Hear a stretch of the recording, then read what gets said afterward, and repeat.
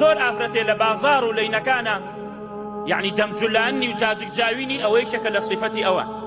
دووهەم تەطریف الأصابع بالحناء، نوک پەنجەکانیان ئەگر لە خنا خۆمانش هەمانە، ئەوەیشەکە لە صفەتی ئەوە. سێهەم وحل الإزار، حل الإزار، جلەکانیان زۆر شۆڕە کرد، عەقدیان نەئەکرد، دائیمە لە ژێر پایان ڕێیە کرد بۆ کیبر و خۆیەلا.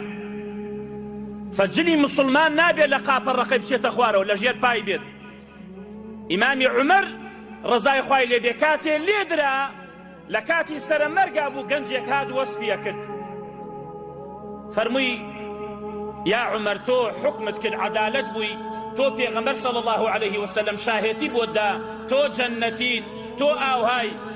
زۆر نەسیحەتی کرد، بەڵام کاتێک کەوتە ڕێگەنجەکە سەیرەکات جلوبەرگەکەی لە ژێر پای ڕێەکە بانگی کرد، فەرمووی بۆم بانکەن، بۆیان بان کرد. فەرمووی ئیرفع ئیزارەک، جلوبەرگەکەت بەرزەوەکە، فإنه أتقى لربك، أتقى لربك، جلوبەرگی کورد أتقى لربك وأنقى لثوبك يا وأبقى لثوبك، جلوبەرگەکەت ئەمێنێتەوە درەنگە دڕێ، وأنقى لثوبك، پاکە بێت. دەتۆ جلوبەرگەکەت با لە ژێر پاتان ڕێ بکە، دائیمەن پاڵدمت ڕزاوە پیسە، تەقوای خوای تیان نییە جلت شۆڕ بێت. مەڵێ بۆ تەکەبورم نییە، ئەگە بۆ تەکەبورت نییە بەرزی بکەرەوە. ئەوە سنەتی پێغەمبەر عەلەیهی سەڵات وەسەلام. بۆیە فیعلی قەومی لۆط حل الئیزار، جلوبەرگیان شۆڕ بوو. وقال تنقيض الأصابع، پەنجەتەقانن، دائما خەریک پەنجەتەقانن بوون. والعیمامە، عەمامەیەکیانە بەسەوە ئەمەنە، لە دواوە پەلکینەکەی دواوەی شۆڕ بوو هەتا ئەڕۆیە خوارەوە. عەمامەی زۆر بەسن گەورە وەکو نیو قزناق لەبان سەرت، ئەوە ئیشی ئەوان بوو. التشابك، دائما خەریکی تەشابک و پەنجەتەقانن بوون. قال رمي الجلاهق، دالاسقان پێ بوو بەردیان لە خەڵکە گرت.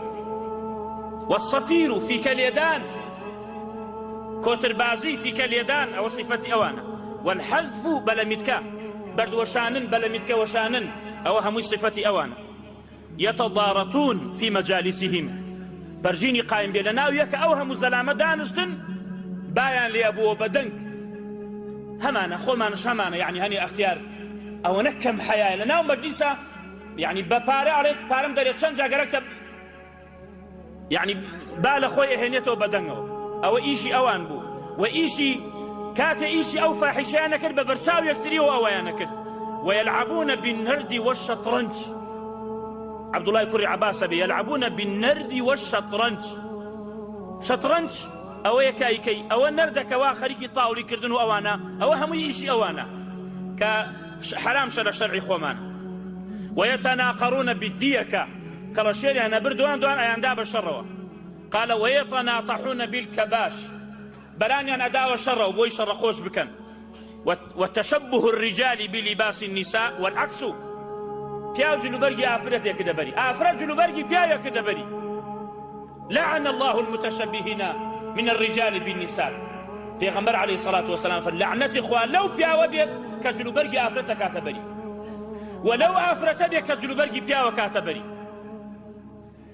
زۆر کەسەیە ئافرەتی کچی هاتوشۆی جەماعەت شەکە پانتۆڵ لە پایەتی سەر و ملی ڕووتە، ئەوە هەمووی صفەتی ناشرینە و خەلەلە لە ئیمانەکەی تۆیە. ومع هذا كله كان